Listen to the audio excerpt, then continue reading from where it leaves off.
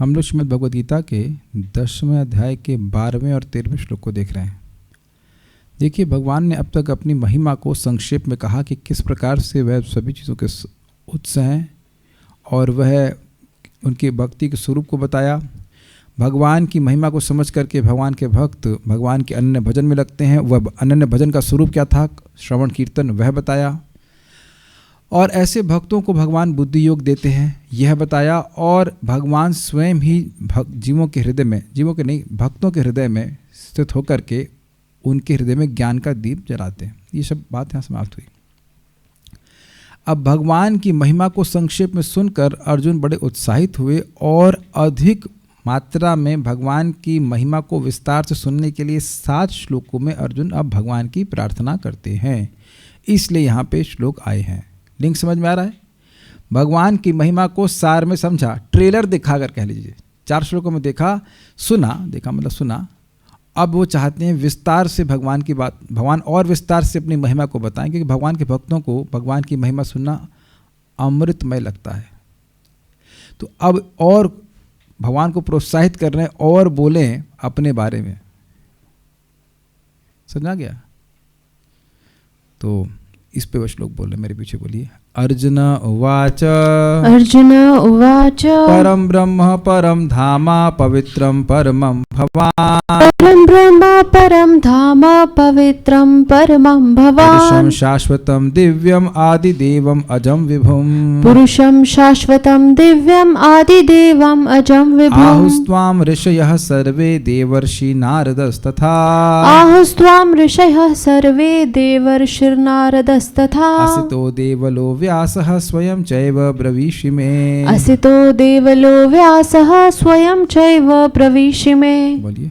अर्जुन उवाच परम ब्रह्म परम धाम पवित्रम परमं भवान्। परम ब्रह्म परम धाम पवित्रम परमं भवान्। पुरुषं शाश्वतं दिव्यम आदिदेवम अजम विभुम। पुरुषं शाश्वतं दिव्यम आदिदेवम अजम विभुम। आहुस्त्वां ऋषयः सर्वे देवर्षिर्नारदस्तथा। आहुस्त्वां ऋषयः सर्वे देवर्षि नारदस्तथा। असितो देवलो व्यासः स्वयं चैव ब्रवीषि मे। असितो देवलो व्यासः स्वयं चैव ब्रवीषि मे। ठीक। अर्जुन ने कहा, आप परम भगवान, परम धाम, परम पवित्र, परम सत्य हैं। आप नित्य दिव्य आदि पुरुष, अजन्मा तथा महानतम हैं। नारद, असित, देवल तथा व्यास जैसे ऋषि आपके इस सत्य की पुष्टि करते हैं और अब आप स्वयं भी मुझसे प्रकट कह रहे हैं। भगवान के इन गुणों को अर्जुन श्रवण करके कह रहे हैं और इनकी यह श्रद्धा अंधश्रद्धा नहीं है। क्यों नहीं, आप बताइए। कोई कहे कि भगवान को तो उनके मित्र थे इसलिए उनको भगवान कह रहे हैं, हम भी अपने मित्र को भगवान कहेंगे, तो अर्जुन ने ऐसा क्या विशेषता देख रहे हैं यहाँ पे? अर्जुन की श्रद्धा तो है, क्या विशेषता श्रद्धा की? क्या वो अंधश्रद्धा है? और अगर नहीं तो क्यों नहीं? प्रभु जी, अंधश्रद्धा नहीं है, क्योंकि वह जो प्रमाणित भक्त हैं, नारद, असित, देवल, व्यास, उन्होंने भी ये सत्य की पुष्टि की है कि भगवान में सारे गुण हैं। बिल्कुल सही उत्तर दिया आपने। यानी कि हम लोगों को पहले यह स्वीकार करना पड़ेगा कि हम लोग बद्ध जीव हैं। इसको स्वीकार करने में तो कोई दिक्कत नहीं है। जो इस जगत में तथाकथित विद्वान हैं वह यह नहीं जानते हैं कि वह कौन है, लेकिन वह यह जानने का दंभ करते हैं कि भगवान कौन है। कुछ समझ में आई बात? मैं अपने को नहीं जान रहा हूं और मैं यह क्लेम कर रहा हूं कि मैं भगवान को जानता हूं कि वह नहीं है, तो इससे यह सूचित होता है कि उस व्यक्ति की बुद्धि नहीं है। माया अपहृत ज्ञान, उनका ज्ञान है लेकिन उसको माया ने अपहरण कर लिया। तभी वो कह रहे हैं कि भगवान नहीं है, भगवान निराकार इत्यादि इत्यादि, जबकि वो खुद नहीं जानते कि वो है कौन। तो हमें यह स्वीकार करना होगा। यहाँ से नम्रता की बात, नम्रता का गुण आता है कि भाई मैं यही नहीं जानता हूँ कि मैं हूँ कौन, तो मुझे भगवान के संबंध में जो भी मैं अपने अटकलबाजी, समझते हैं, अटकलबाजी स्पेकुलेशन करूँगा वो गलत ही होगी। इसलिए वह लोग जो मुक्त हैं, जो भगवान के पार्षद हैं, जैसे कि नारद जी, देवल, व्यास, असित आदि, यह सब मुक्त पुरुष हैं, ये भगवान के बारे में जानते हैं वो अपने अनुभव से भी जानते हैं। तो इनकी बात को हमें समझना पड़ेगा, स्वीकार करना होगा। तो हम लोग ऐसे ही किसी व्यक्ति की बात को स्वीकार करके भगवान को स्वीकार नहीं कर रहे हैं। नारद जी को भगवान के दर्शन होते हैं, वो तो जब चाहे तब वैकुंठ चले जाते हैं। दिस इज ट्रूथ, ये सत्य है।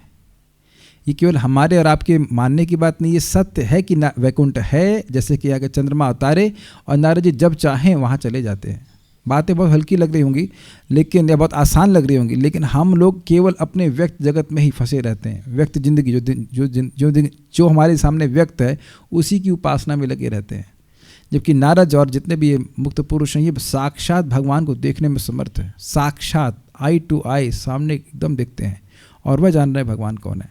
तो उनसे अर्जुन ने सुना था प्रश्नों कि नारद जी से कब सुन लिया? तो राजसूय यज्ञ में, राजसूय यज्ञ तो महाभारत के युद्ध के पहले हुआ था ना। वहाँ नारद जी आए थे, भगवान कृष्ण भी विद्यमान थे। वहाँ स्पष्टतः नारद जी कह रहे हैं कि ये परब्रह्म है, भगवान है। और ऐसे अन्य ऋषियों से भी वह मिले होंगे। व्यासदेव से तो मिले थे। व्यासदेव जी तो उनके दादाजी हैं। व्यासदेव जी के पुत्र हैं ना पांडु। विचित्र भी, हाँ यस, उन्हीं के तो पुत्र हैं पांडु। यस, पांडु तो व्यासदेव जी के पुत्र हैं और पांडु के पुत्र हैं। अर्जुन तो उनके तो दादाजी ही हैं। व्यासदेव जो भगवान के अवतार हैं वह अर्जुन के दादाजी हैं। तो यह भी आया करते थे सभा में, तो बताए होंगे। ये सब बातें नॉर्मल थी। आजकल अजीब से लगता है कि भगवान के बारे में मतामत है, लेकिन वहाँ उस ज़माने में ऐसा नहीं था। तो अर्जुन पहले भी सुन चुके हैं इस बात को। तो यहाँ भगवान की स्तुति कर रहे हैं। स्तुति कैसे कर रहे हैं? स्तुति तो नहीं दिख रही है। आप परब्रह्म हैं, ये सर्वश्रेष्ठ स्तुति है। आप परम धाम हैं। तो स्तुति में व्यक्ति करता क्या है? जिसकी स्तुति कर रहा है उसके गुणों को गा रहा है।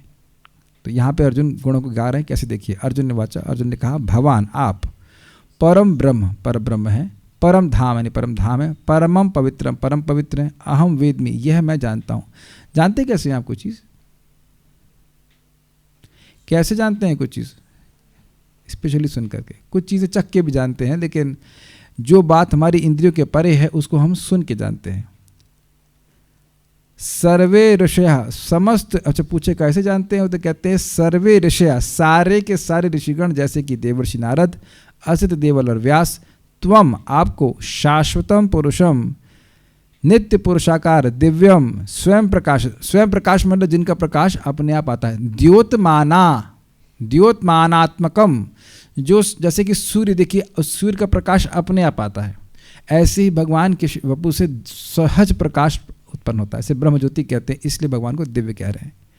आदिदेवम, आदिदेव, आदिदेव का मतलब क्या है? आदिदेव का मतलब है जो सभी देवताओं के आदि हैं। अहम आदिर ही देवानाम महर्षिणाम च सर्वशः, ये सुना था ना 10th चैप्टर में ही। आदिदेव है।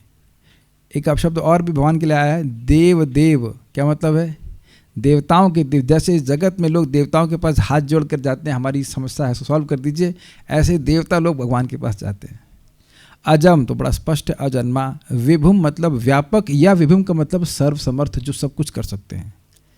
आहु कहते हैं, मतलब ये सारे लोग आपको दिव्य, आदिदेव, अजन्म और विभु इत्यादि रूप से कहते हैं। तथा स्वयं एवं में ब्रवीषि, और आप स्वयं ही मुझे कहते हैं।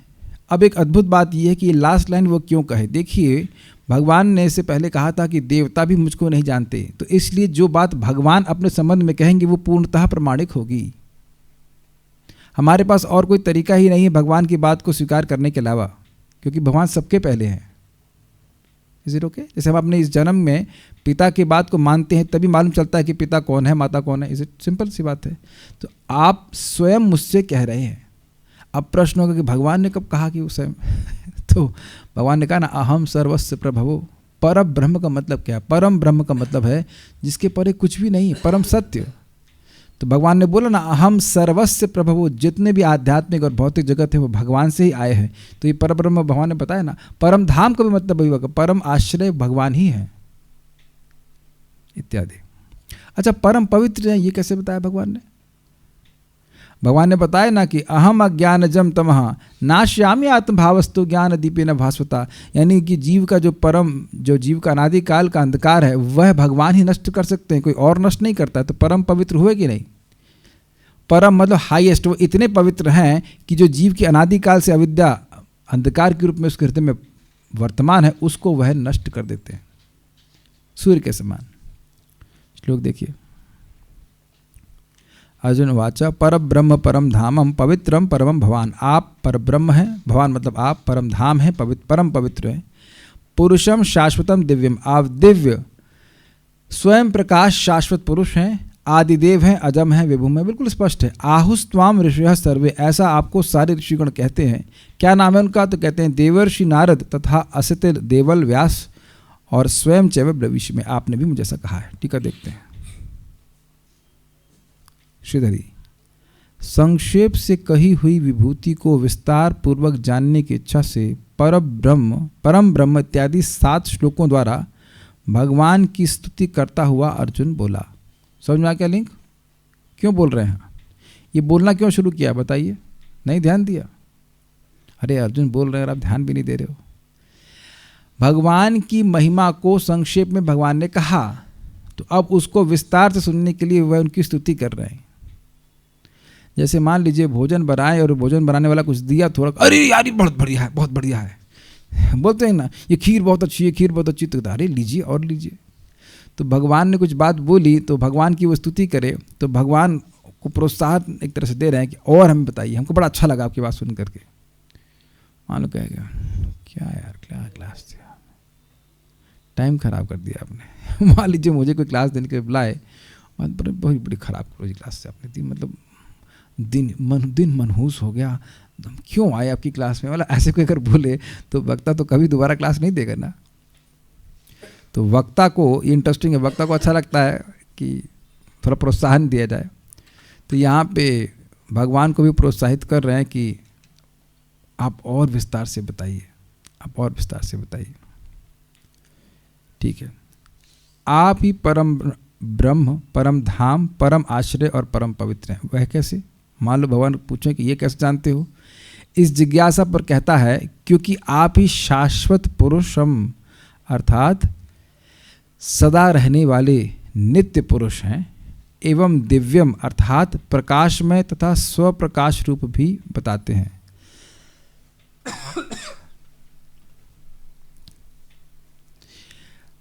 दिव्यम का मतलब प्रकाशमय, जो प्रकाशमय हो, जैसे तेजोमय, तेज से ही बने हुए, तो ऐसे भगवान का स्वरूप प्रकाशमय है। भगवान ने स्वयं भी बोला था कि मैं भक्तों के हृदय में बैठा हुआ उनके सारे ज्ञान को नष्ट करता हूँ। तो भगवान प्रकाशमय हुए कि नहीं? और स्वप्रकाश स्वरूप मतलब उनका प्रकाश किसी और से नहीं आता है। देखिए चंद्रमा भी प्रकाशमय है, लेकिन उसका प्रकाश सूर्य से आता है, लेकिन भगवान का प्रकाश किसी और से नहीं आता। सूर्य का प्रकाश भी भगवान से आता है।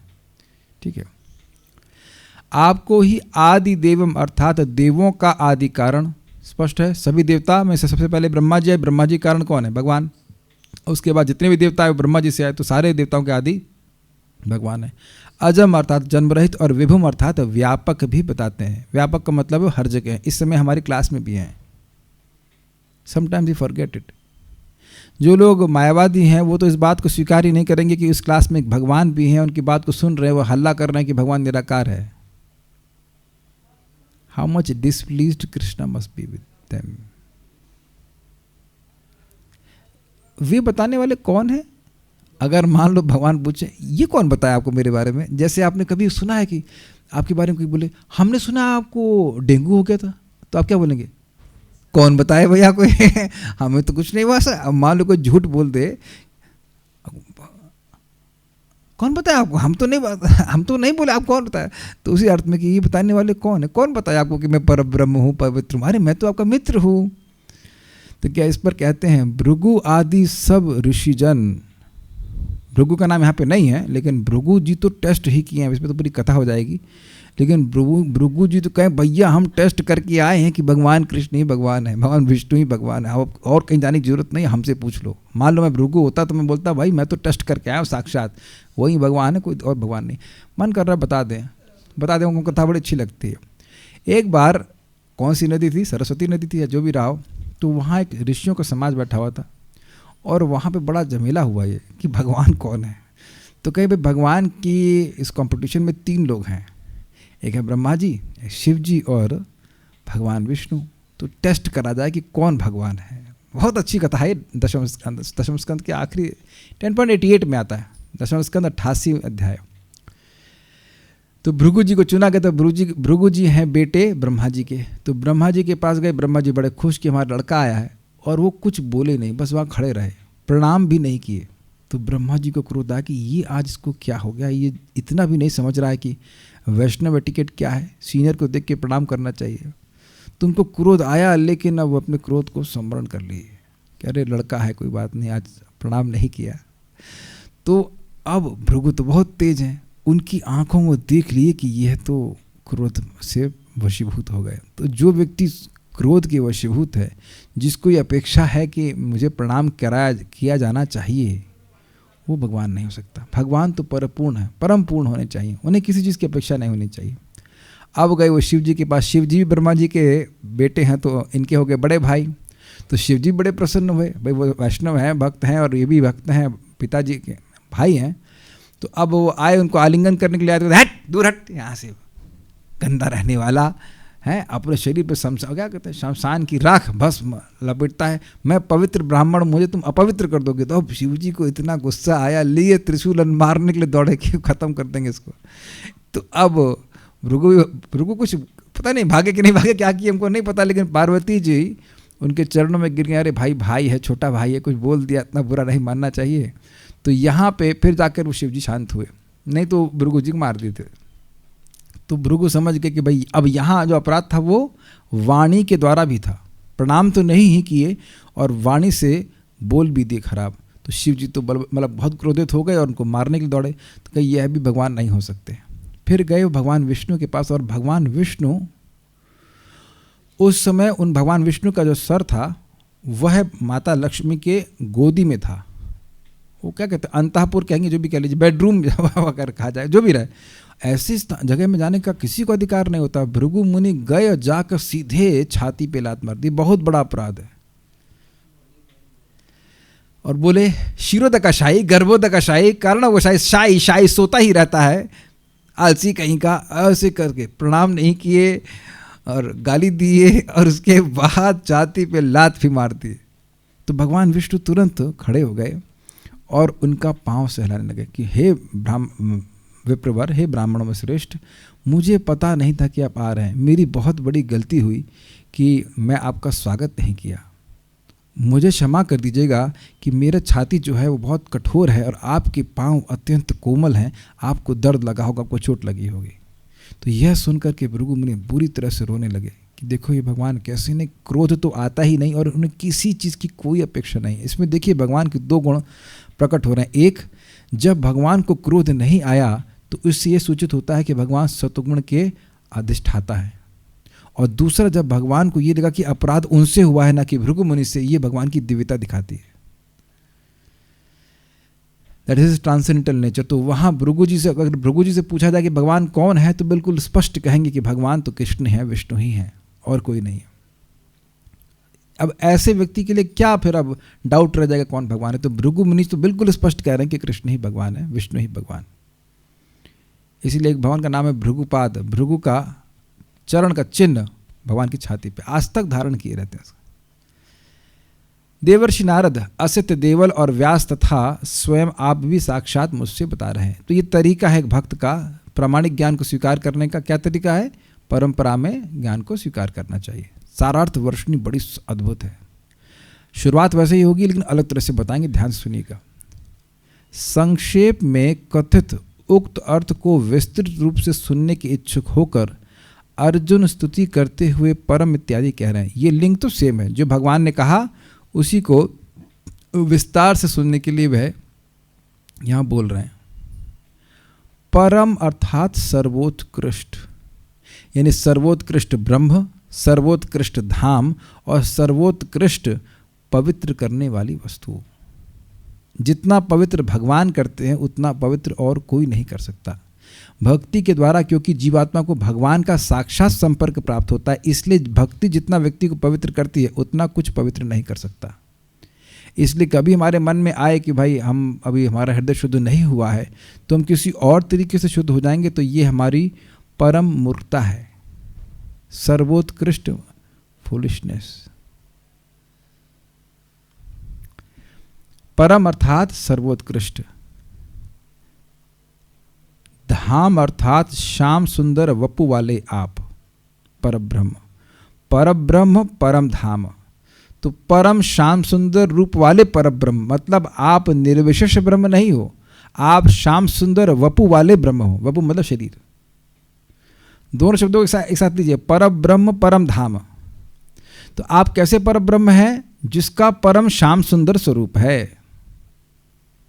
क्योंकि निर्विशेषवादी जो है वो परब्रह्म को निर्विशेष बोलते हैं, तो इसीलिए वो निर्विशेषवादी हैं। आप परब्रह्म हैं। अमर कोश में कहा गया है, गृह, देह, प्रकाश, प्रभाव तथा धाम ये एक ही तात्पर्य वाले हैं, वही धाम आप हैं। क्या मतलब हुआ? अगर हम इसको एक एक अर्थ पकड़ें तो कैसे अर्थ निकलेगा? देखिए, परम गृह वाले, भगवान का घर शाश्वत है, परम है, सर्वोत्कृष्ट, गोलोक वृंदावन। भगवान का देह अर्थात भगवान का स्वरूप परम है, अनन्य सिद्ध। भगवान का वपु किससे आता है? भगवान कृष्ण का तो किसी से नहीं आता है, तो परम हो गया ना, उससे परे कुछ भी नहीं। अनादिरादिर गोविंद सर्व कारण कारणम। प्रकाश कहें तो परम प्रकाश है, सर्वोत्कृष्ट प्रकाश है, दिव्य प्रकाश भगवान के वपु से आता है। भगवान कृष्ण के ही दिव्य वपु से निकलने वाले तेज से कोई ब्रह्मज्योति कहा जाता है। और परम प्रभाव वाले हैं, जो प्रभाव भगवान का है वह तो किसी का भी नहीं है। पूतना जैसी राक्षसी को भी भगवान ने अपने दया के प्रभाव से माँ की गति दी गोलोक वृंदावन में। परम प्रभाव हुआ कि नहीं? और धाम तो बड़ा स्पष्ट है, परम धाम, वही धाम आप हैं। जीव के समान आप में देह और देही का भेद नहीं है। धाम का स्वरूप कैसा है? तो उसके उत्तर में कहते हैं परम पवित्रम। धाम का मतलब अगर आप भगवान का स्वरूप लें तो भगवान का स्वरूप कैसा है? तो कह रहे हैं परम पवित्र है। क्या मतलब हुआ? अर्थात यह देह का स्वरूप देखने वाले की अविद्या रूपी मलिनता को नाश करने वाला है। This is very nice, this is super super super nice. जब हम मंदिर में जाते हैं, भगवान को देखते हैं, यहाँ पे भगवान हैं, गिरिराज जी हैं, गौर निताई हैं, कृष्ण बलराम जी हैं, तो जब हम भगवान के फोटो को देखते हैं तो हम वही नहीं रहते। ये भगवान के विग्रह को देखते हैं तो हम वही व्यक्ति नहीं रहते। यद्यपि समझ में नहीं आता है, समझ में तो ये भी नहीं आता है कि हरे कृष्ण बोला तो अब अनंत जन्म के पाप नष्ट हो गए। उससे क्या होता है? समझ में आने से क्या होता है? भगवान के सामने जाना और भगवान को देखना ये बहुत बड़ा कार्य है, क्योंकि भगवान का स्वरूप, यहाँ से विग्रह को भी बात कर रहे हैं तो भगवान का स्वरूप स्वयं भगवान है। और क्या क्या गुण बता रहे हैं? परम पवित्रम। अच्छा, पवित्र का अविद्या से क्या संबंध है? देखिए, अविद्या ही जीव का मल है, उस कारण से उसको एवर्जन रहता है। एवर्जन का क्या बोलूँगा, मतलब डिस्टेस्ट इंग्लिश में कहेंगे, मतलब उसको वह विमुख रहता है भगवान से, उसे भगवान का श्रवण कीर्तन आदि करने में कोई रुचि नहीं होती है। तो भगवान पवित्र करते हैं, अर्थात जीव को उसकी अविद्या से ही पवित्र कर देते हैं। उसके हृदय में भगवान की सेवा, अपनी सेवा की जो इच्छा है उसको जागृत कर देते हैं। ये सबको समझ में आ रहा है परम पवित्र का मतलब? और जितने भी साधन हैं वह सब भगवान, वह अविद्या से निवृत्ति नहीं करा पाते हैं।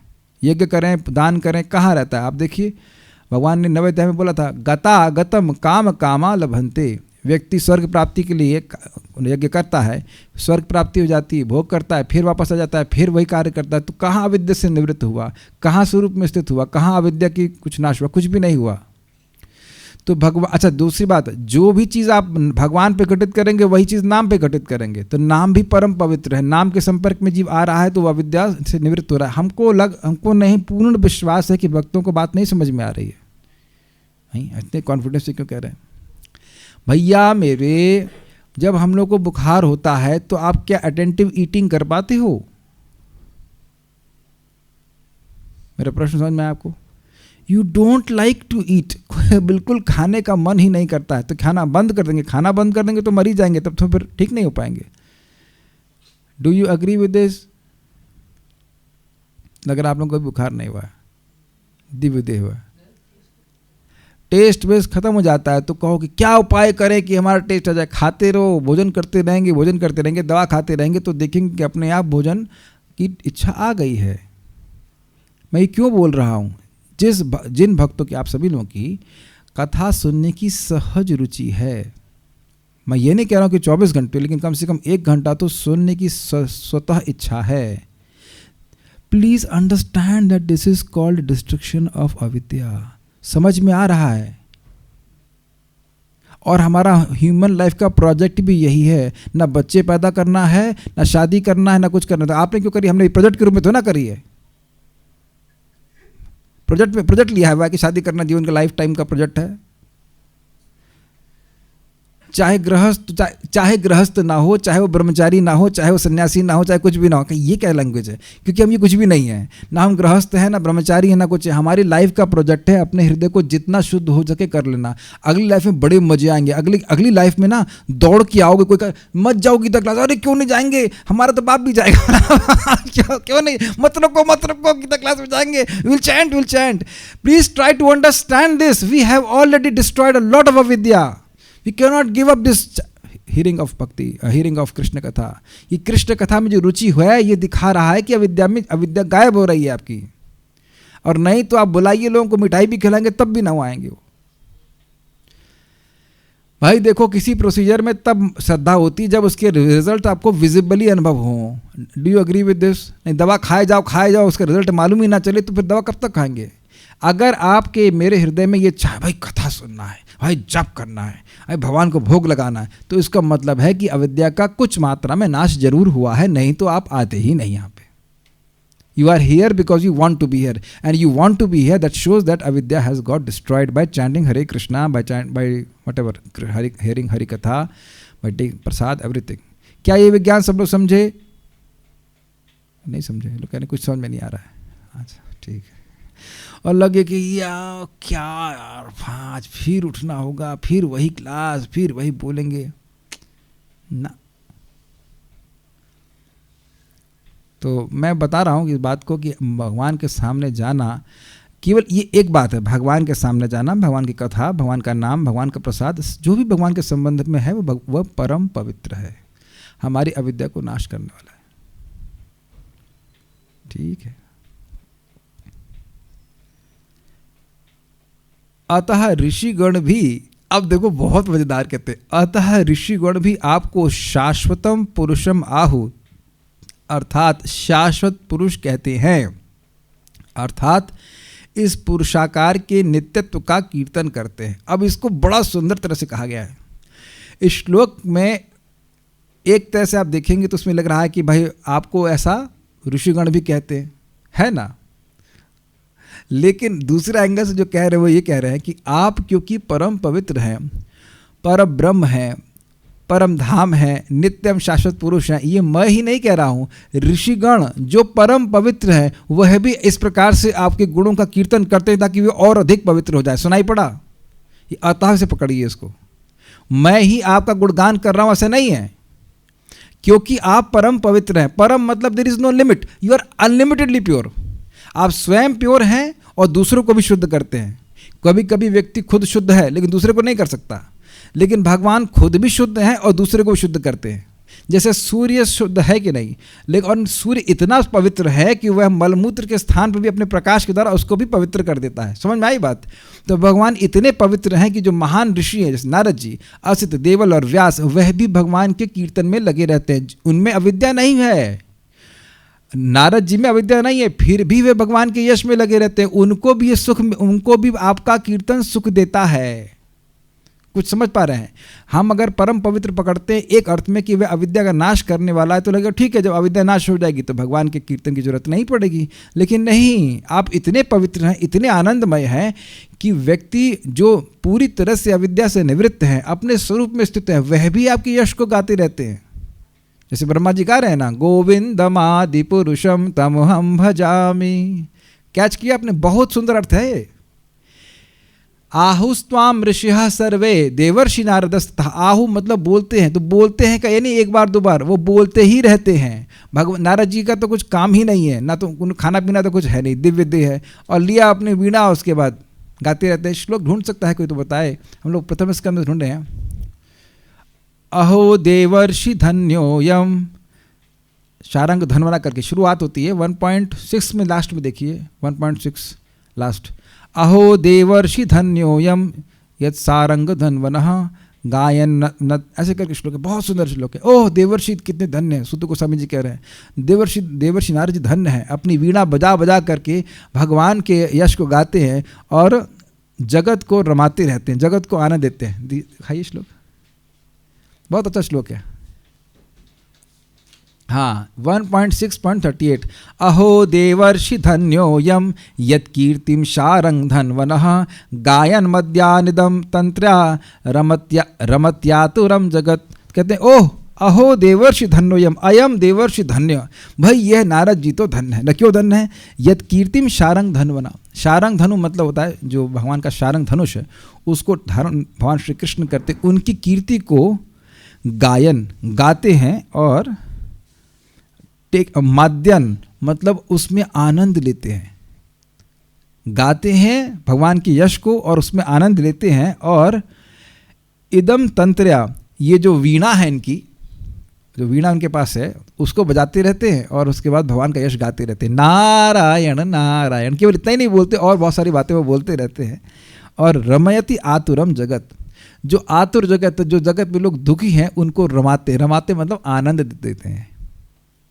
तो ये देवर्षि नारद जी का ये इटर्नल एंगेजमेंट है कि भगवान के यश को गा गा कर खुद भी आनंद लेते हैं और दूसरों को भी आनंद प्रदान करते हैं भगवान की कथा कहकर। वह नारद जी की युक्ति है ना कि जैसे ही मैं भगवान के बारे में बोलने के लिए उद्यत होता हूँ, प्रस्तुत होता हूँ, तो आहूत इव, वह मेरे हृदय में ऐसे आ जाते हैं जैसे मैंने उनको बुलाया हो। मतलब बुलाया नहीं होता है, ऐसे आ जाते हैं कि मानो बुलाया है, अपने आप भगवान उनके हृदय में आ जाते हैं। तो अपने मन में भगवान को सदा बनाए रखने के लिए वो सदा भगवान की बात करते ही रहते हैं। तो ऐसे ही नारद जी हैं, ऐसे ही व्यासदेव जी हैं, इत्यादि इत्यादि। यहाँ तक कि हम लोग सुन चुके हैं प्रथम स्कंद भागवत में कि व्यासदेव जो भगवान के अवतार हैं वह सारे शास्त्र को लिखने या कह लीजिए बोलने के बाद भी दुखी थे। फिर नारद जी यह कहे कि भगवान के यश को बोलो, तब आप प्रसन्न हो गए। तो ये यानी कि भगवान इतने पवित्र हैं, उनकी कीर्ति इतनी पवित्र है कि वह जो महान ऋषि हैं वह भी उस कीर्ति को गाते रहते हैं। समझ आ गया? गीता भूषण टीका, इसको ले लीजिए। जिन विभूतियों को अर्जुन ने पहले संक्षेप में सुना था उनके विषय में अब वे विस्तार में सुनना चाहते हैं, इसलिए यह श्लोक अर्जुन कह रहे हैं। आप ही वे पर ब्रह्म हैं जिसका वर्णन श्रुतियों में हुआ है। अब या किस एंगल से समझाने दे, देखिए वो यह कह रहे हैं कि देखिए आपको परब्रह्म, परम धाम, परम पवित्र शास्त्र तो कहता ही है, साथ साथ ऋषिगण भी कहते हैं। देखिए उसी श्लोक को अलग तरह से ले रहे हैं कि शास्त्र से मैंने सुना है और साथ साथ ऋषिगण भी अपना अनुभव बताते हैं कि आप ही इसी प्रकार के व्यक्ति हैं। ठीक है? यथा सत्यम ज्ञानम अनंतम ब्रह्म, तैत्तिरीय उपनिषद, आप ही सभी की आश्रयभूत वस्तु है जिसका वर्णन श्रुति में हुआ है। तस्मिन् एवाश्रितः सर्वे तद उ नात्यति कश्चना, सभी वस्तुएं उन्हीं में आश्रय प्राप्त करती हैं और उनसे परे कोई भी नहीं है। कठ उपनिषद। तो ये सब किसके बारे में वर्णन हो रहा है? भगवान के बारे में। ठीक है? आप परम पवित्र करने वाले हैं क्योंकि मैं आपको इस रूप में जानता हूं कि आपका स्मरण करने वाले के सारे पापों को आप नष्ट कर देते हैं। इसका वर्णन श्रुति में इस प्रकार है। ज्ञात्वा देवम मुच्यते सर्व पापहे, जब जीव भगवान को जान लेता है तो वह सभी प्रकार के पापों से मुक्त हो जाता है। श्वेताश्वतर उपनिषद। परब्रह्म, परम धाम और परम पवित्र। अब अभी आप बहुत तेज हो गया लगा, फिर समझाता हूँ। देखो, सत्यम ज्ञानम अनंतम ब्रह्म, ये भगवान तैत्तिरीय उपनिषद से है। तो उपनिषद जो कि वेद का एक भाग है वह भगवान को परब्रह्म के रूप में बोलता है। ठीक? परम धाम मतलब जो सबके आश्रय हैं, तो उसके लिए कोट करते हैं तस्मिन् एव आश्रितः सर्वे तद उ नात्यति कश्चन। कठ उपनिषद कहता है कि सभी चीज़ें भगवान श्री कृष्ण में आश्रय प्राप्त करती हैं। ठीक? उसके बाद ये तीसरी कोटेशन जो दे रहे हैं, ज्ञात्वा देवम मुच्यते सर्व पापहि, ये दिखा रहा है कि भगवान परम पवित्र हैं। ये तीन गुणों को किस प्रकार से श्रुतियों में बताया गया है, उपनिषद में बताया गया, ये अर्जुन बता रहे हैं। ये श्वेताश्वतर उपनिषद है। सर्व पापमानम तरति नैनम पापमाम तरति, भगवान सभी प्रकार के पापों के परे हैं और पाप कभी भी उनको प्रभावित नहीं कर सकते हैं। बृहद आरण्यक उपनिषद 4.4.23। एक बात है कि इन उपनिषद में यद्यपि भगवान का नाम स्पष्टतः नहीं लिखा गया है, लेकिन अन्य पुराण से भी और अन्य जैसे गोपाल तापनी उपनिषद आदि से व्यक्ति को समझ में आता है कि ये सारे गुण जो हैं ये भगवान के हैं। ठीक है? आपके द्वारा अनुकंपित ऋषिगण, जिसमें नारद जी प्रधान हैं, वे वेद का अर्थ समझते हैं और इस कारण से वे आपको गुणातीत व्यक्ति के रूप में जानते हैं, जो सभी देवताओं का स्रोत है, अजन्मा है और सबसे अधिक शक्तिशाली है। ये बड़ी सुंदर लाइन है। क्या मतलब इसका? सारे ऋषिगण भगवान को, कृष्ण को भगवान के रूप में नहीं स्वीकार करते। कि कुछ ऋषि ऐसे हैं जो कहते हैं कि सृष्टि का स्रोत निराकार है, लेकिन जो ऋषि आपके द्वारा अनुग्रहित हैं, अनुकंपित हैं, जिन पर आपकी कृपा हुई है, वह आपको भगवान के रूप में स्वीकार करते हैं। आहुस्त्वाम ऋषिः सर्वे, तो सर्वे मतलब वो सारे ऋषि जिन पर भगवान की कृपा हुई है, वह भगवान कृष्ण को भगवान के रूप में स्वीकार करते हैं। ऐसा नहीं कि वो भगवान की भगवत्ता ऋषि मुनियों के स्वीकार करने पर निर्भर करती है। कोई ऋषि भगवान को भगवान के रूप में जानेगा भगवान की कृपा से, तो जो भगवान की कृपा को प्राप्त हैं, जैसे कि नारद जी, व्यासदेव, असित देवल आदि ये शुद्ध भक्त हैं, वह भगवान को भगवान के रूप में स्वीकार करते हैं। नहीं तो कुछ ऐसे भी ऋषि हैं जो निर्विशेषवादी भी हैं। कितनी सूक्ष्म बात है। वो लोग जान पाते हैं कि आप ही देवताओं के स्रोत हैं और आप सबसे अधिक शक्तिशाली हैं। वेद कहते हैं तस्मात् कृष्ण एव परो देवस्तम ध्यायेत तम रसेत तम भजेत तम यजेत। श्लोक अच्छा लगा आप लोगों को? तस्मात् कृष्ण एव परो देवस्तम ध्यायेत, उनका ही ध्यान करना चाहिए। वही पर देवता है, अर्थात गुणों के परे भगवान हैं। तम रसेता, उनका आस्वादन करना चाहिए। केवल ध्यान नहीं करना चाहिए, बल्कि कहना चाहिए कि भगवान का ध्यान करने से जीवात्मा को एक विशेष प्रकार का सुख मिलता है। तम भजेता, केवल रस ही नहीं, उनका भजन करना चाहिए। तम यजेता, उनका यजन करना चाहिए, उनकी उपासना करनी चाहिए। इसलिए कृष्ण ही पर देवता हैं जो गुणों के परे हैं। व्यक्ति को उनका ही ध्यान, आस्वादन, भजन और पूजन करना चाहिए। गोपाल तापानी उपनिषद 1.50। अब आप देखिए कि इस तापनी उपनिषद में, गोपाल तापनी उपनिषद में भगवान कृष्ण का नाम बिल्कुल स्पष्ट लिखा हुआ है। अन्य उपनिषद यद्यपि भगवान का नाम स्पष्टता नहीं बताते हैं, लेकिन यहाँ पे गोपाल तापनी उपनिषद में एकदम भगवान कृष्ण का नाम स्पष्ट लिखा है। तो उससे व्यक्ति समझ जाएगा कि भाई जो परब्रह्म है, जो परब्रह्म है, परम पवित्र है, परम धाम है, वो है भगवान श्री कृष्ण। क्लियर? ठीक है, मैं बहुत तेज तो नहीं जा रहा हूँ। ठीक है। ओम तत्सत इति जन्म जराभ्याम भिन्नः स्थाणुर अयम अच्छेद्योयम। जिसको ओम तत्सत से इंगित किया जाता है। आपने सुना था ना, हम लोग बोलते हैं ओम तत्सत इति श्रीमद् भगवद गीता उपनिषद ब्रह्म विद्यायाम इत्यादि। तो यहाँ ओम तत्सत किसको इंगित करता है? भगवान को। जिसको ओम तत्सत से इंगित किया जाता है अर्थात भगवान को, वह जन्म जरा से युक्त वस्तुओं से भिन्न है। जन्म और बुढ़ापे से जो भी वस्तुएं इंगित की जाती हैं, जिन भी वस्तुओं का गुण जन्म और वृद्धावस्था से युक्त है, उससे भिन्न भगवान है। उनका रूप स्थिर है। स्थिर है मतलब काल के प्रभाव से चेंज नहीं होता है, और वह अच्छेद्य, उन्हें काटा नहीं जा सकता। ये गोपाल तापनी उपनिषद में 2.23 है, और ये भी भगवान कृष्ण को सूचित कर रहा है। यानी ओम तत्सत से भगवान इंगित होते हैं। इस विषय की चर्चा में आपने स्वयं भी पुराण और इतिहास में ऐसा कहा है। जैसे भगवद गीता में आपने कहा है कि अजोपि सन अव्ययात्मा, मैं अजन्मा हूँ और अव्यय हूँ, फिर भी मैं इस जगत में अवतरित होता हूँ। श्लोक याद है आपको? अजोपि सन अव्ययात्मा भूतानाम ईश्वरोपि सन प्रकृतिम स्वामधिष्ठाय संभवाम्य आत्ममाया। मान लो भगवान कहें कि आप कब सुन लिए मुझसे कि मैं परब्रह्म हूँ, तो कहते अभी तो बताए थे आप थोड़ी देर पहले। अच्छा, वो अर्जुन वैसे स्टूडेंट नहीं गीता के, उनको चौथा अध्याय याद ही ना हो, और अगर वो तो बहुत पहले पढ़ाया था, वो याद ही नहीं है, तो 10वां अध्याय चल रहा है। Does not work. He is श्रुतिधर। यो माम अजम अनादिम च। ऐसा नहीं कि मैं आप लोग का मजाक बना रहा हूँ। देख नहीं रहे, क्लास बोलते बोलते हमें भी श्लोक भूल जाते हैं। ये कौन सा श्लोक था? वो कौन सा श्लोक था? प्रथम श्लोक तो सब भूल ही गए। कितना पारायण किया, कुछ याद नहीं रहता ना। This brings little humility in all of us.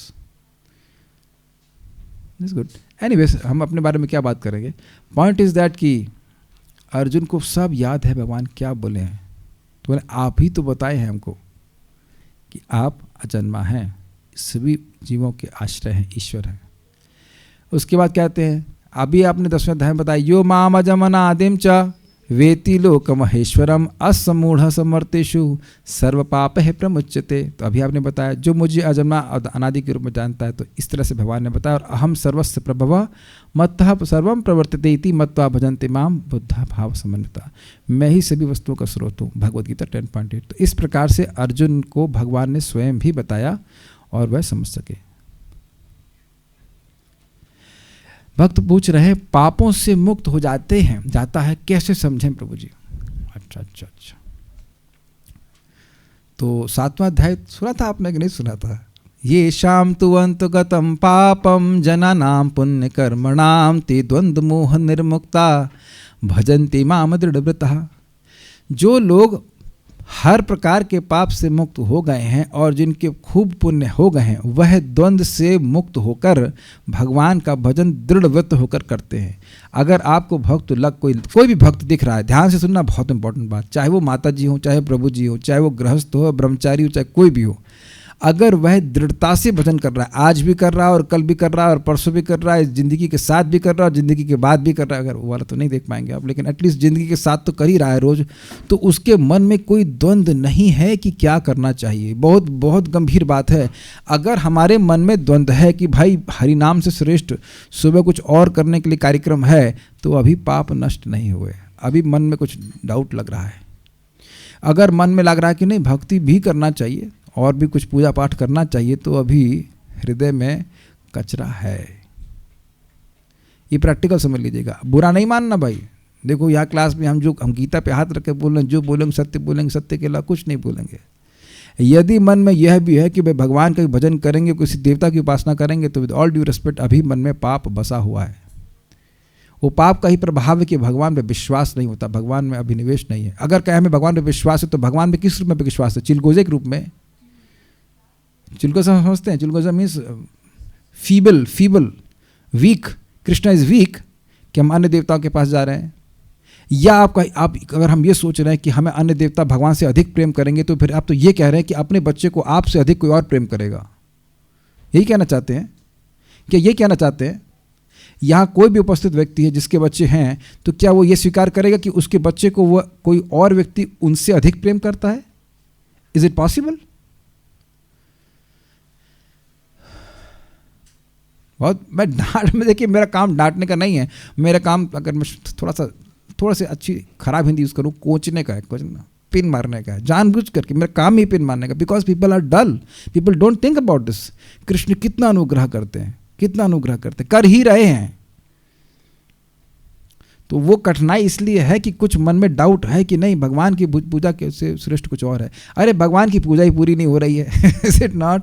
भगवान का जब पूरा कहाँ पर आए, तो मन में है ये पाप, तो अब भगवान की भक्ति करते रहेंगे तो धीरे धीरे पाप नष्ट होगा। पाप से मेरा मतलब है कि जो भी कचरा है पाप का, इसका मतलब ये नहीं कि कोई एक बार गीता क्लास में आए तो नरक जाएगा नहीं, ऐसा नहीं है।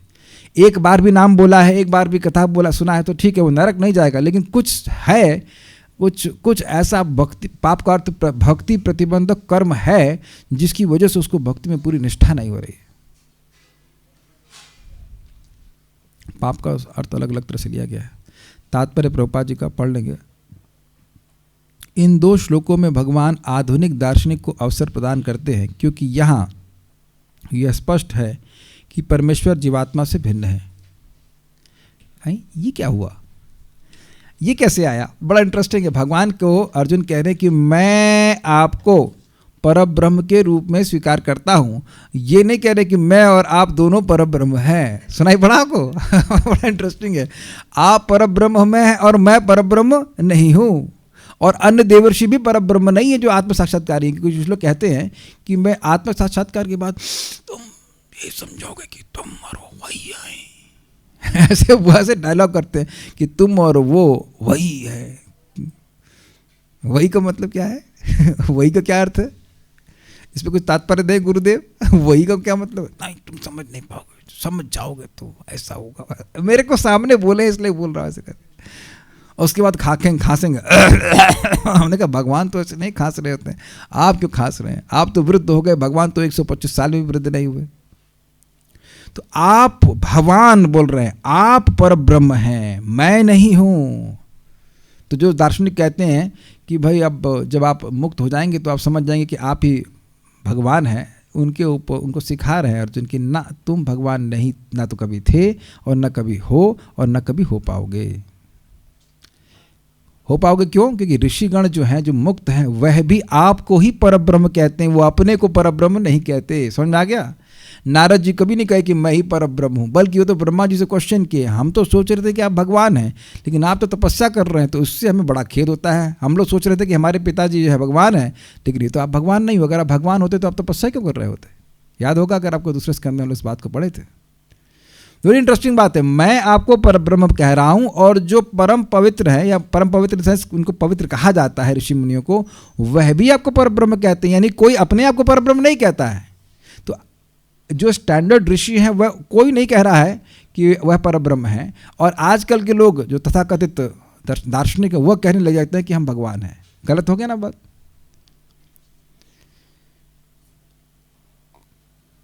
भागवत में शब्द आया अर्वाचीन जंतु, मॉडर्न एनिमल। समझ आया? जो मॉडर्न एनिमल है वह कहता है कि मैं भगवान हूँ। वो है एनिमल, लेकिन बोल रहा है कि मैं इंसान, मैं भगवान हूँ। अरे पहले तुम इंसान तो बनो भाई, उसके बाद भगवान बनना। ठीक है। इस अध्याय के 4 महत्वपूर्ण श्लोकों को सुनकर अर्जुन की सारी शंकाएं जाती रहीं और उसने कृष्ण को भगवान स्वीकार कर लिया। वाह, क्वाइट इजी। केवल 4 श्लोक में पूरी प्रीचिंग हो गई। उसने तुरंत ही उद्घोष किया, आप परब्रह्म हैं, घोषणा करिए। इसके पूर्व कृष्ण कह चुके हैं कि वे प्रत्येक वस्तु तथा प्रत्येक प्राणी के आदि कारण हैं। अहम सर्वस्य प्रभो। प्रत्येक देवता तथा प्रत्येक मनुष्य उन पर आश्रित है। अहम आदि ही देवानाम। वे अज्ञानवश अपने को भगवान से परम स्वतंत्र मानते हैं। हाँ, ये बड़ी बीमारी है।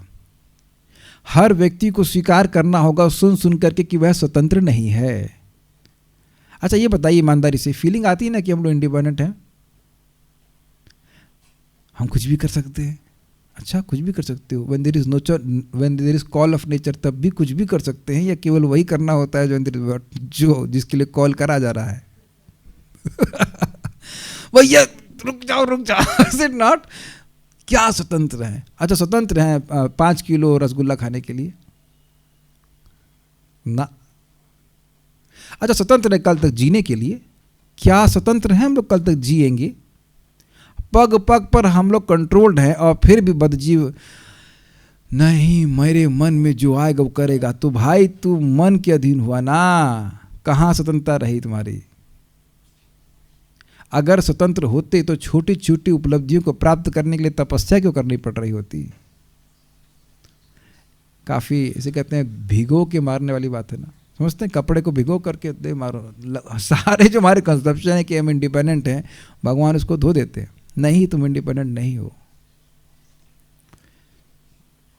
ऐसा अज्ञान भक्ति करने से पूरी तरह से मिट जाता है। यही अर्थ है पाप को नष्ट कर देने का। जैसे मछली सोचे कि मैं पानी से स्वतंत्र हूं, तो टोटल अज्ञान होगा।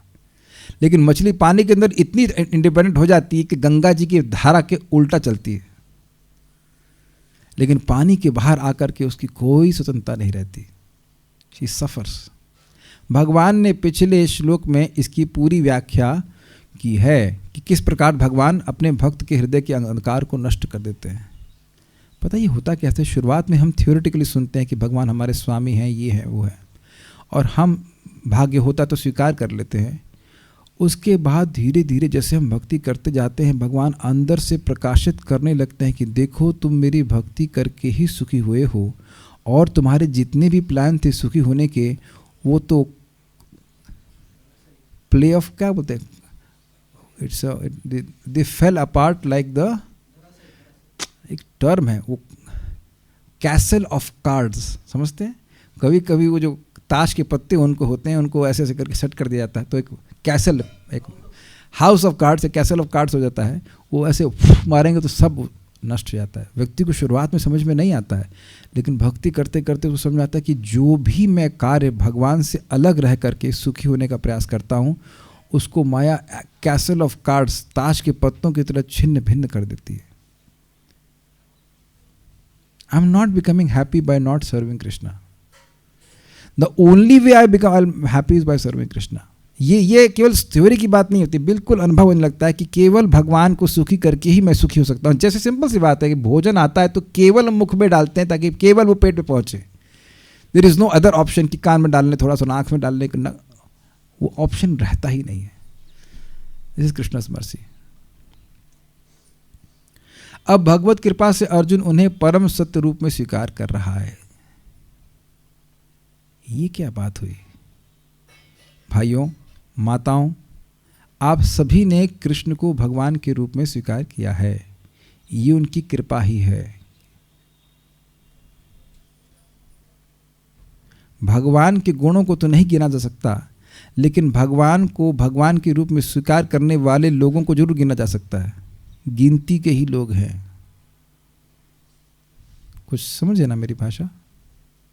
वेरी वेरी रेयर, मनुष्यानाम सहस्रेषु। आप कहेंगे ऐसी कौन सी बड़ी बात आप कह रहे हैं? काश इस बात को भक्त समझ जाते तो कभी भक्ति नहीं छोड़ते। छोटी छोटी चीज़ों के लिए आप लोगों ने नहीं छोड़ी है, लेकिन हम कुछ भक्तों का स्मरण कर लेते हैं कभी कभी। वो छोटी छोटी चीज़ों पे नौकरी लगी या लग गई या कम थी या whatever, then they have some other reason to drop bhakti. बहुत बड़ा कृपा है जो वैदिक आदेशों के सर्वथान रूप है। समझने का प्रयास कीजिए, गीता में लिखा है, आपको श्रद्धा क्यों हो रही है? लोग बोलते हैं ना कहीं कहीं भी लिखा रहेगा तो तुम स्वीकार कर लोगे कि कृष्ण भगवान है। देखो भाई, कहीं पे भी लिखा है हम नहीं बोल रहे हैं, हम नहीं स्वीकार कर रहे हैं। भगवत गीता में लिखा है इसलिए स्वीकार कर रहे हैं। तो आपसे ये पूछ लिया जाए कि आपको श्रद्धा क्यों है? आप क्यों विश्वास करते हैं कि गीता सत्य है? What is answer? Answer is you don't know. आप में और मुझको किसी को नहीं पता कि हम क्यों स्वीकार कर ले रहे हैं और बाकी लोग क्यों नहीं स्वीकार करते। तो कारण एकमात्र यही है कि भगवान की कृपा है, इसलिए हम लोग शास्त्र को स्वीकार करते। मैं जैसे कंडीशन सोल हूँ, दूसरा व्यक्ति भी वैसे ही कंडीशन सोल है, लेकिन वह नहीं स्वीकार कर रहा है। उसके मन में गीता पे विश्वास नहीं है और मेरे में है, आत्मा में है। ये भगवान की कृपा ही है। समझ में आ रहा है ना बात? यस। ऐसा नहीं है कि परम सखा होने के कारण अर्जुन कृष्ण की चाटुकारी करते हुए उन्हें परम सत्य भगवान कह रहा है। आप लोग ने कभी सुना होगा कि अच्छा भैया तुम लोग इस्कॉन वाले हो, तुम हरे कृष्णा करो। एक व्यक्ति बोलता है, प्रभुपाद से कह रहा था, तो आई कैन अंडरस्टैंड, मैं समझ रहा हूँ कि कृष्ण आपके भगवान हैं। तो प्रभुपाद ने कहा कृष्ण तुम्हारे भी भगवान है। समझ में आया? कुछ लोग कहते हैं कि भाई भावना की बात है, बाबा जिसकी प्रति भावना करो, अच्छा काम कर रहे हैं लोग, अच्छा काम कर रहे हैं भाई। जिस भगवान को मानते हैं, जिसको जो अपना पसंद है वो मान लो। ऐसा होता है? कभी सुना है आपने ऐसा? बहुत से लोग बोलेंगे हाँ भाई हम सबको मानते हैं, आप लोग कृष्ण, हम भी कृष्ण को मानते हैं, हम शिव जी को भी मानते हैं, ऐसे करके। तो प्रभुपाद एक तात्पर्य में कहते हैं कि ये लोग कहते हैं कि आप भी सही हो और हम भी सही हैं, लेकिन प्रभुपाद कहते हैं हम लोग उल्टा, हम लोग अलग कहते हैं, हम सही हैं और तुम गलत हो। हम सही है और तुम गलत हो। इतना अड़ जाना चाहिए भक्तों को, क्योंकि हम लोग सही हैं कि कृष्ण भगवान है और कोई भगवान नहीं है। ठीक है? तो ये केवल ऐसा नहीं कि हमें कृष्ण पसंद है इसलिए हम भगवान बोल रहे हैं, नहीं, क्योंकि कृष्ण भगवान है इसलिए हमें पसंद है।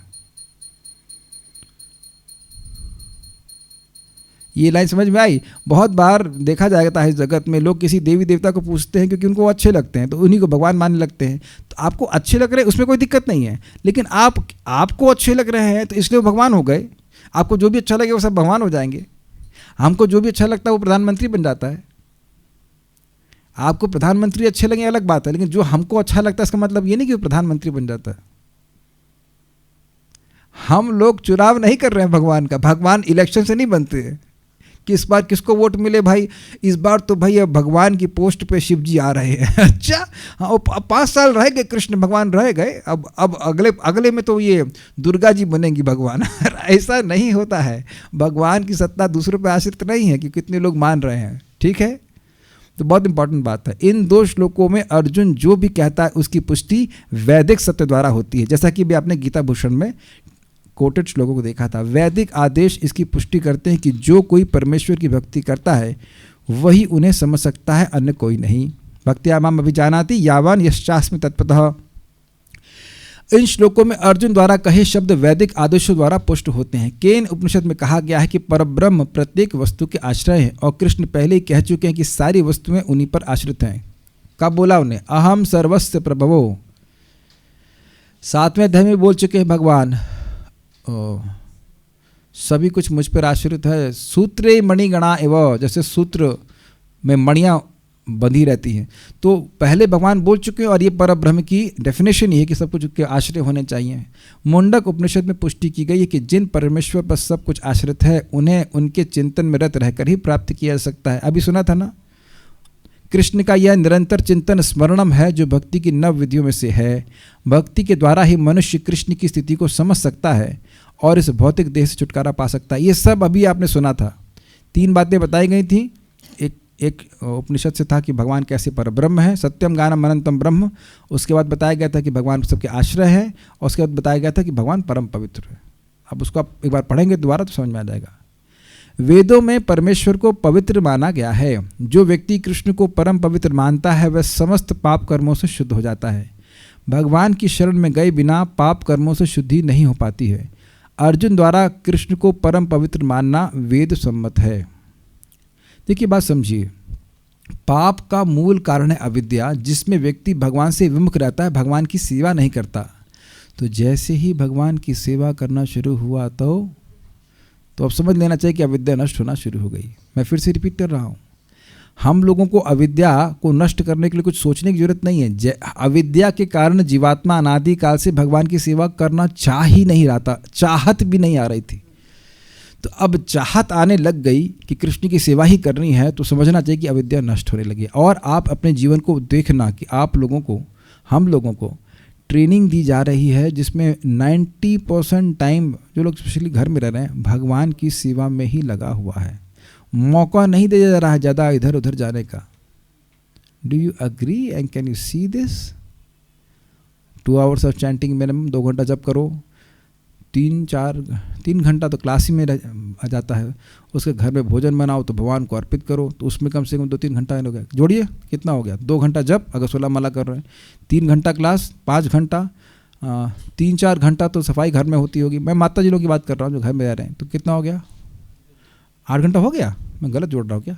3 2 5 और 4 घंटा तो लगता होगा इतना। और नहीं लगता तो लगाइए, धीरे धीरे काम करिए धीरे धीरे काम करिए, बाय करिए। अरे भाई कुछ तो टीवी देख लो, अरे भाई काम ही खत्म नहीं हो रहा है घर का, क्या करेंगे?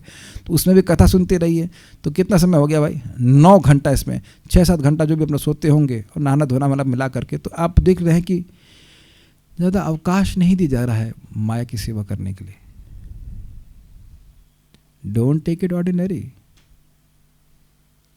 Don't take it ordinary. और जो लोग नौकरी भी कर रहे हैं उन लोगों को भी अगर आप देखेंगे तो उनको नौकरी करना अच्छा नहीं लग रहा है। वो कुछ लक्ष्मी प्राप्त करने के लिए करना पड़ता है, but they are not how to say gaga about this. समझते से मतलब हाँ कितनी बढ़िया नौकरी है, कितना अच्छा प्रमोशन है, वो सब भी कुछ नहीं। इसको प्राप्त करके मैं बहुत सुखी हो जाऊंगा, ये हो जाऊंगा, वहाँ घूमने जाऊंगा और what ever. Nothing nothing nothing nothing, फुस, एवरीथिंग फुस। इससे बहुत अच्छा भावना आ रही है, ये दिखाता है कि अविद्या निवृत्त हो रही है। We are becoming pessimistic about the enjoyments of this material world and optimistic about going back to Godhead. इस जगत के भोगों के प्रति निराशावाद और भगवत धाम जाने के प्रति आशावाद, ये दिखा रहा है कि अविद्या निवृत्त हो रही है। तो दिख रहा है सबको? मुझे पता है, मैं चाहता हूं कि सब लोग को दिखने लग जाए जब मैं बोल रहा हूं, ताकि इस विज्ञान को आप स्वयं डाइजेस्ट कर ले। ये नहीं सुना और झाड़ के चले गए। थिंग्स आर ईजी, बस एक बार आप देखेंगे तो लगेगा हाँ ये तो काम कर रहा है, बहुत जल्दी काम कर रहा है। तो ये सब दिखा रहा है कि व्यक्ति की पाप कर्मों से शुद्धि हो पा रही है। और अभी भी ना समझ में आए तो प्रीचिंग कीजिए, तो समझ जाएगा अरे भाई ये तो स्वीकार करना ही मुश्किल है कि भगवान कृष्ण भगवान है। ओहो ये तो बहुत डिफिकल्ट काम है, ये कैसे हो गया हमारे साथ, ये घटना कैसे हो गई, ये दूसरों को समझ नहीं करवा पा रहे हैं, it is just so difficult. ठीक है, अर्जुन द्वारा कृष्ण को परम पवित्र मानना वेद सम्मत है। इसकी पुष्टि नारद आदि ऋषियों द्वारा भी हुई है। कृष्ण भगवान है और मनुष्य को चाहिए कि वह निरंतर उनका ध्यान, 2 मिनट रुक जाइए आप, वह निरंतर उनका ध्यान करते हुए उनसे दिव्य संबंध स्थापित करे। This is very nice, I tell you, very nice, very very nice. आप मंगल आरती जा रहे हो, Krishna I am going for you, simple. आप सुबह उठिए, थैंक यू। थैंक यू क्यों? आपने मुझे याद दिलाया कि सुबह उठ के मुझे क्या करना है। Just it's very easy. इस तरह से आप बहुत आसानी से कृष्ण कॉन्शियस हो सकते हैं। आप भगवान के लिए भोग बनाने जाएं, can you please bless me, I can make something nice for you. Simple, this very simple. आप करना शुरू कीजिए, आप एकदम कृष्ण कॉन्शियस होते चले जाएंगे। भगवान कुछ आशीर्वाद दीजिए, मैं आपके लिए अच्छे से बना सकूं। या जब आप कर भी रहे हो तब भी याद रखें कि भगवान अगर आप सहायता करेंगे तब मैं कर पाऊंगा। जब मान लीजिए जब पूरा हो गया तो thank you, just that small gesture of gratitude कि भगवान आपने करवा दिया, थैंक यू सो मच, आज आपने माला करवा दिया हमारा, या कथा करवा दिया, जो कुछ भी, या हम भक्तों को संगत प्राप्त हुई, बहुत अच्छा लगा, हमारी मति भगवान में आप में लगी आज कुछ, इसके लिए बहुत बहुत धन्यवाद। बहुत आसान है कृष्ण कॉन्शियस होना, कुछ मुश्किल नहीं है, कुछ मुश्किल नहीं है। वे परम अस्तित्व है, इसका मतलब उनका अस्तित्व किसी और पर आश्रित नहीं है और बाकी सभी का अस्तित्व भगवान पर आश्रित है। वे समस्त शारीरिक आवश्यकताओं तथा जन्म मरण से मुक्त हैं, ये तो स्पष्ट है।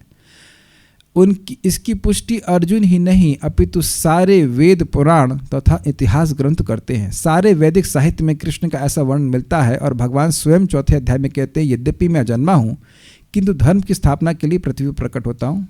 वे परम पुरुष हैं, उनका कोई कारण नहीं है क्योंकि वे समस्त कारणों के कारण हैं और सब कुछ उन्हीं से उद्भूत है। ऐसा पूर्ण ज्ञान केवल भगवत कृपा से प्राप्त होता है, जो यहाँ आपको पढ़ते समय मिल रही है। कभी कोई कहे प्रभु जी कृपा कीजिए, तो ये पढ़ा तो रहा हूँ। कोई कहे अरहर दाल आप किसी को सर्व कर रहे हैं, कहे प्रभु जी अरहर दाल दीजिए, तो आप क्या कहेंगे? क्या कहेंगे? अरे भाई अभी आपको परस तो रहे हैं, लीजिए इसको, ले क्यों नहीं रहे हो? नहीं नहीं प्रभु जी कृपा कीजिए, कृपा कीजिए, और कैसे कृपा किया जाएगा? दिस इज कृपा only that we have some inclination to hear Bhagavad Gita. यहाँ पर अर्जुन कृष्ण की कृपा से ही अपने विचार व्यक्त करता है। देखिए कितनी सुंदर बात है, ये जो अर्जुन का बोलना है यह भी भगवान की कृपा से है। भगवान के यश को बोलने का सामर्थ्य और इंक्लिनेशन, उन्मुखता, यह भी भगवान की कृपा है, क्योंकि भगवान के यश को बोलना ये असीमित भाग्य का निर्माण करता है। कुछ समझा? समझ गए होगे? यदि हम भगवद गीता को समझना चाहते हैं तो हमें इन दोनों श्लोकों को, कथनों को स्वीकार करना होगा। दैट मीन्स 12 और 13 दोनों को। यह परंपरा प्रणाली कहलाती है, अर्थात गुरु परंपरा को मानना। परंपरा प्रणाली के बिना भगवद गीता को नहीं समझा जा सकता। यह तथाकथित विद्यालयी शिक्षा द्वारा संभव नहीं है। इसीलिए मेरी माँ को समझ में नहीं आया था कि कृष्ण भगवान है। एमए की थी और एमए गोल्ड मेडलिस्ट थी संस्कृत में, तो मैंने कहा आपने बताया नहीं कि कृष्ण भगवान कहते हैं, हमें खुद ही नहीं पता था। जबकि भगवद गीता भी पढ़ाई जाती है उसमें, लेकिन नहीं समझ में आया क्योंकि टीचर को नहीं पता था। उनकी क्या गलती? एक और माता जी में, वो भी संस्कृत में बड़ी तेज है, कहती हैं हम तो सब ये ईशो उपनिषद और वो सब पढ़ चुके हैं, गीता भी पढ़ चुके हैं, लेकिन तब नहीं समझ में आया कि कृष्ण भगवान है। This is amazing. और यहाँ पे एक भी अगर चैप्टर पढ़ ले, एक क्लास अगर गीता की अटेंड कर ले, तो जरूर समझ में आएगा Krishna is supreme personality of godhead. जादू है, जादू प्रभुपाद जी की पुस्तकों का, कि लोग पढ़ पढ़ करके लेफ्ट एंड राइट सब देख लिया, फिर भी नहीं समझ में आ रहा कृष्ण भगवान है। यहाँ कुछ ना संस्कृत जानते हैं ना कुछ जानते हैं, और समझ में आता है। यह है परंपरा का आशीर्वाद। ठीक है। दुर्भाग्यवश जिन्हें अपनी उच्च शिक्षा पर घमंड है, वे वैदिक साहित्यों के इतने प्रमाणों के होते हुए भी अपने इस दुराग्रह पर अड़े रहते हैं कि कृष्ण एक सामान्य व्यक्ति है। इसको समझाता हूँ। दो लोगों में झगड़ा हो रहा था कि कैंची श्रेष्ठ है कि तलवार श्रेष्ठ है। तो दोनों वाद विवाद करते रहे। तो अब जिसने जो पक्ष ले रहा था तलवार का, वो थोड़ा सा बलवान था, उसने कैंची वाले को नदी में उठा के फेंक दिया। तो वो डूबते डूबते भी ऐसे कर रहा है कैंची श्रेष्ठ करते करते डूब गया। तो इस तरह से सारे प्रमाण देने के बाद भी कि भाई वेद में लिखा हुआ है कि कृष्ण भगवान है, लेकिन नहीं, कृष्ण भगवान नहीं है, कृष्ण भगवान नहीं, दो भगवान है, मेरा वाला ऑप्शन भी भगवान है, करके डूब जाओगे, मर जाएगा। समझ में आया? तो कहेंगे अच्छा एक चीज़ बात आ सकती है, चलो भाई हम कृष्ण को भगवान मान रहे हैं, तो हम दुर्गा जी या शिव जी भी को भी मान लें तो दिक्कत क्या है आपको? हम ये तो नहीं कह रहे हैं ना कि भगवान कृष्ण नहीं है। तो आप अगर शिव जी को भी भगवान मान लें, दुर्गा जी को मान लें, तो दिक्कत क्या है?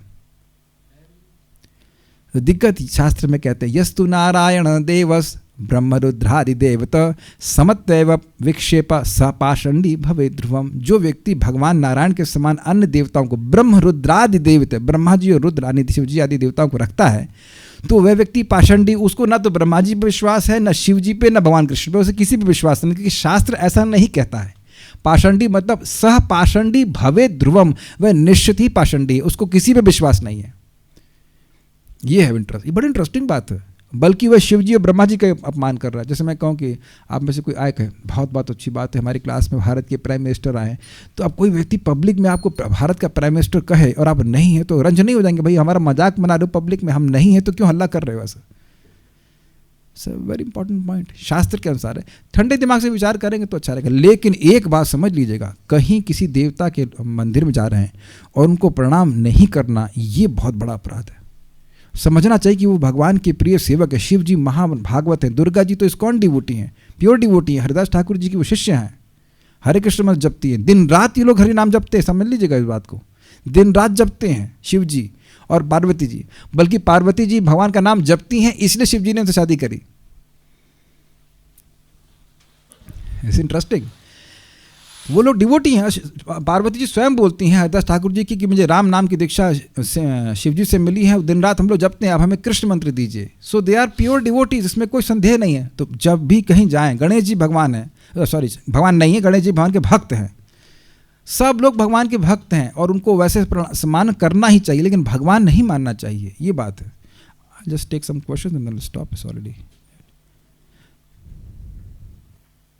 इससे लग रहा है इस श्लोक से कि ऐसा लगता है कि अर्जुन ने भगवान के बारे में सुना था, but in 4th chapter Arjun was asking how Lord instructed Bhagavad. देखिए, अर्जुन को निमित्त बनाया गया है। ऐसा नहीं कि अर्जुन को आज ही मालूम चला अरे अब भगवान है, ऐसा नहीं है।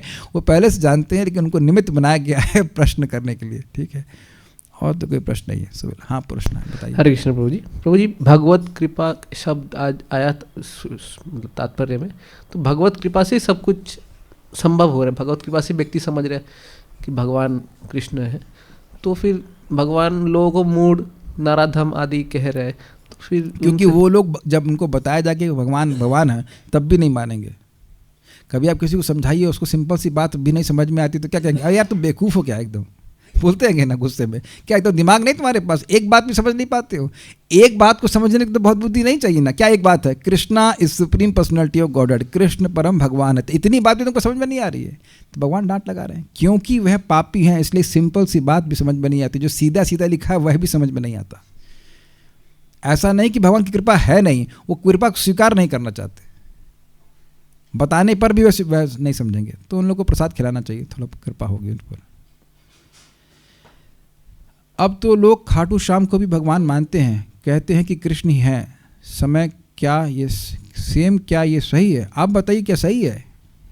गीता में खाटू श्याम को भगवान कहा है कभी? नहीं कहा तो फिर क्या स्वीकार करना है?